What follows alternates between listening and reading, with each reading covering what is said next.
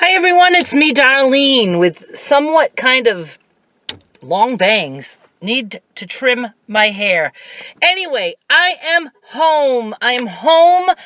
And I am so anxious to just be jumping back into work because I'm always out of my element when I travel. It's awesome being with Skylar and Derek, but it's different. I'm not on my couch. I'm on his couch.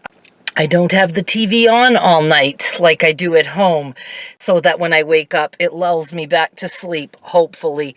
It's really different, and it's a lot of work to keep up with Skylar. But we had a good time together, and I'm looking forward to having her this summer. I'm going to talk to you.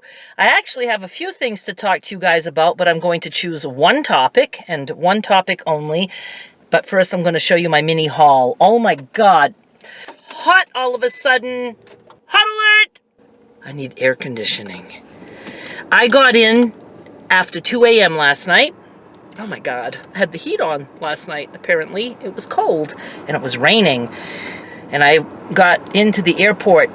I think we landed around, it was past 12:30. And by the time I got my luggage and got to my car and paid the parking and got home, it was just after 2 a.m. The Portland Jetport is what it's called, is under construction. So when I got off my gate, instead of being able to go down to baggage, we had to walk all the way to the opposite end of the airport and go up and down and then outside and walk outside and then back in to get to the luggage. And then I always park on the opposite end because I park where the security is. And then I had to walk all the way back. So that took quite a bit of time. But I'm so glad that I got to do a lot of walking on this trip. I walked a lot on my way to Memphis in the airports. I walked a lot on my way back. I walk a lot with Skylar when we go shopping. I like that. I like to be a little bit active. It feels good. I have a hair bothering me. Next time, though, because it was pretty creepy being all alone at that end of the parking garage at night, that late. I do not like.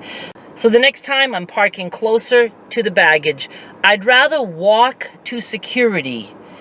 I always have enough time and then know that when I land and collect my baggage that I'm not far. Plus, there were other people, obviously, and a lot of people going to their cars, but they were all smart and they parked close to baggage because they planned in advance. And that's what I'm going to do from now on also.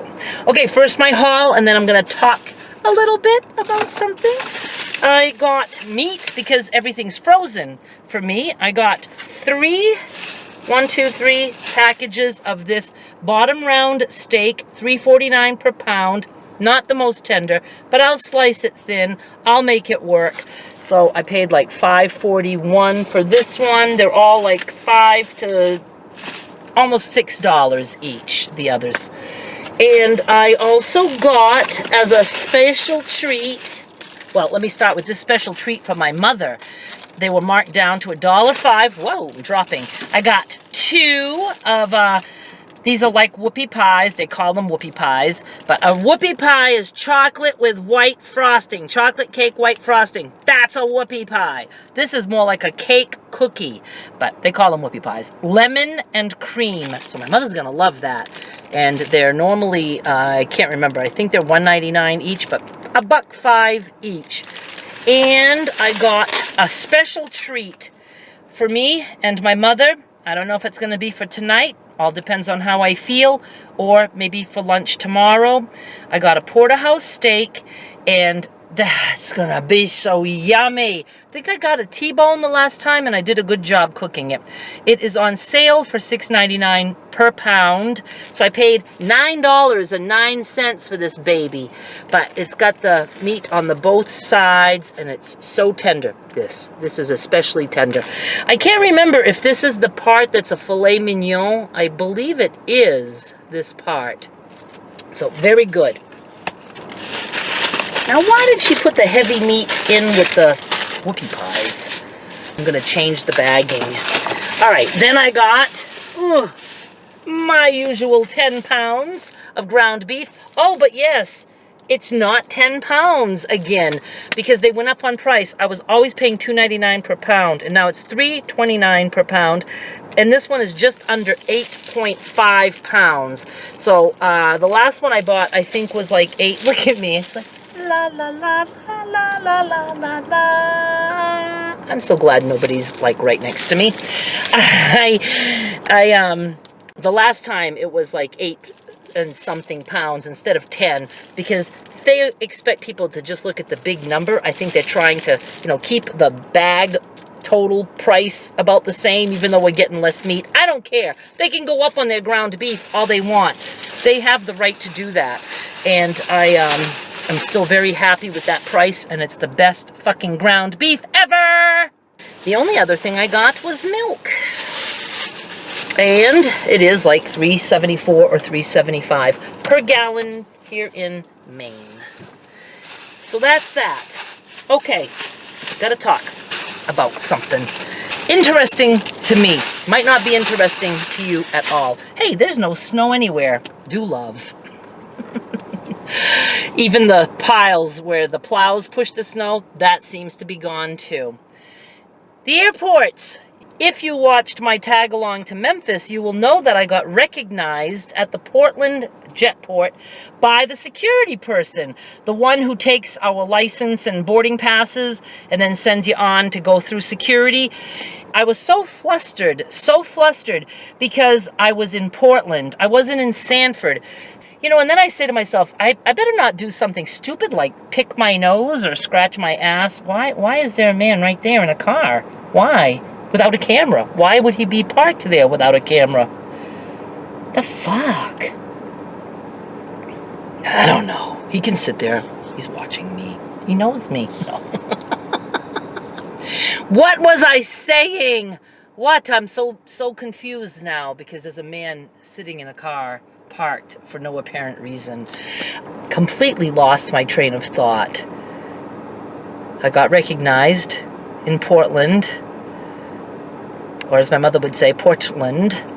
Oh yeah, I better not do something stupid like pick my nose or scratch my ass. I think that's where I was going with that.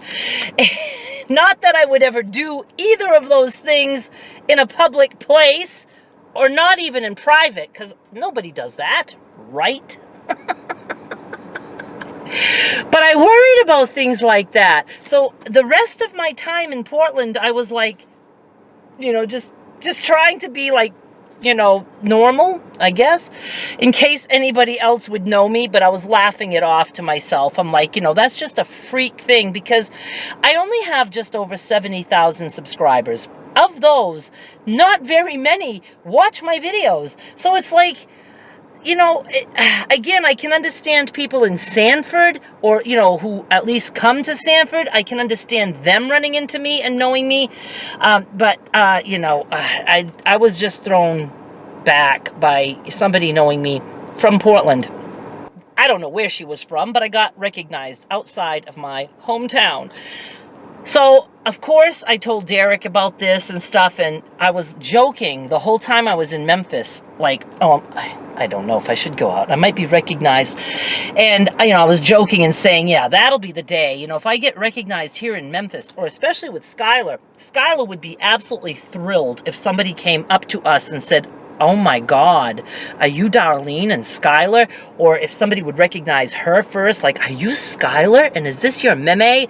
She would fucking flip out over that. She would like be running to school with, I'm famous. And then she would get bullied and teased about that.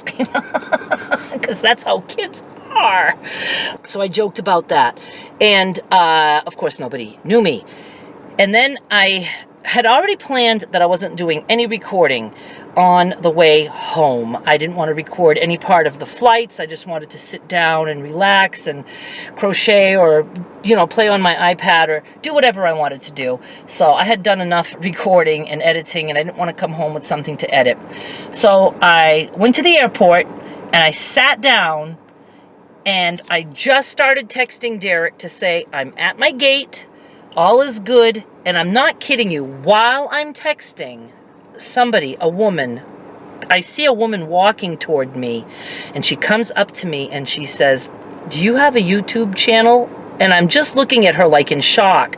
I don't remember if I said anything at that point, but I do remember her saying after, are you Darlene, or you're Darlene? And I was like, I said something, again, I don't remember, but it was something like, are you kidding me? Or are you serious?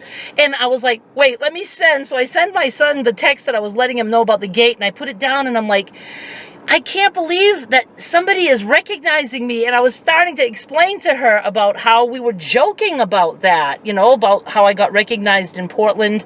And I don't know if she knew that. I don't know if she had already watched that video. And so we chatted for a while. She was so nice. And I'm going to give her a shout out because I remembered to ask her name because I didn't ask the first person. But now I'm confused about it because I thought she said Rihanna. And then I asked her to repeat it later, and I might have said, how is it spelled? Not that I was going to spell it, but I think I was confused as to how it was pronounced. And then she said it's like the Fleetwood Mac song, but that's Rhiannon. So I don't know if it's Rihanna or Rhiannon, but she's from Rhode Island, and she was traveling with her husband, who was sitting back. I didn't get to meet him, but I saw him, and they had traveled and were doing some just, you know, visiting. They visited Memphis. They were somewhere before that. I can't remember, and then they went to Memphis just to do some sightseeing and all that stuff. And, you know, I have no clue if she knew I was traveling that day too. You know, I don't know. We didn't get to talk that much about it. But we did talk a little bit, and it was so cool that she came up to me and she did say something like she wasn't sure if she should come up or whatever. And I told her, absolutely. I love that. Until I start getting people come to me and actually hate on me in person, you know, I will welcome absolute strangers coming up to me better than people that I know. I'm more comfortable with that than people in Sanford because I may know them from school or whatever, and maybe I'm supposed to remember their name, but maybe I don't, you know, stuff like that. So it was so cool. And then I was like, I can't believe I wasn't recording. If I would have been recording, I would have said, you know, geez, would you like to say hi? But it happened that I wasn't, and I wanted to record after. Hell, I wanted to go sit with that couple and just say, can you do a video with me? I just think that would have been so incredibly fun. But since I didn't have the camera out, I felt weird. I wasn't going to, you know, go over to them now and then all of a sudden, you know, be like, you know, their best buddy, you know. But had I already had the camera out, I would have said, gee, I'm recording. Would you like to say hi? I would have at least started with that. And, you know, maybe chatted up a little bit with them on camera. I hope I get recognized more often because it would give me content. But do know, if I'm recording, I will ask you, would you like to say hi? I would at least ask that, which I have done quite a few times in stores, and some people have said hi on camera. So I was very excited, and now at that point I was like not as flustered as I was in Portland. In Portland I was very flustered by all that. But in Memphis, so what I ended up doing is I just ended up crocheting, and then I realized I was at the wrong fucking gate because of the numbering of those two. So later I got up and I moved. But, you know, it was just really cool. And we were on the same plane. I just crocheted and I just, you know, tried to chill and not overthink things. I want to try to explain to you how it feels when you're an absolute nobody and even a couple of people recognize you. And again, it's different than when people recognized me for my coupon blog. A lot of people recognized me. But it wasn't me they were following. It was the deals I posted. So there was a big disconnect there. And I was always good with that, you know. But now they're following me. I mean, they're watching my videos and they're following me. And I feel weird because I don't know. You know, I'm assuming if they're going to come up and be nice, it's because they enjoy my videos. But when I run into people who have approached me in Sanford, I always, you know, say like, you know, oh, I don't know if I should say thank you or I should apologize, you know, for my content or whatever. And they're like, oh, no, it's good. So I've never had anybody be a hater to my face yet, but that will come.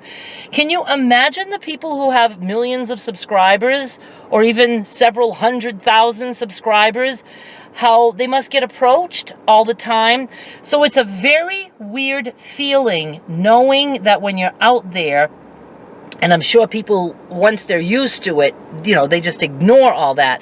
But right now, it's like, after the Memphis encounter, I was like, you know, I just really feel like I need to pay attention to what I'm doing, you know?